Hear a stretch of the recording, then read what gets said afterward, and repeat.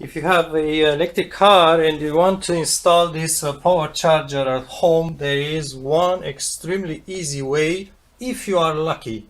So you see this wall, and I'll show you the cable goes into the wall. They just put a hole into the wall, pass the cable, and I'll show you what's behind the wall. So this is behind the wall. This is the cable that goes to the car. You see it goes into the wall, and we have a 220 power outlet.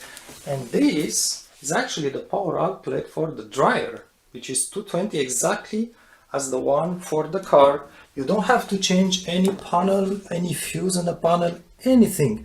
There's absolutely no modification. Just punch a hole into the wall, pass that cable, and you will obviously need to connect the cable with the box, because you cannot, well, you can pass the B plug, but just the cable itself is enough. And just disconnect your dryer and connect to the car, and that's it. Really nothing else to do.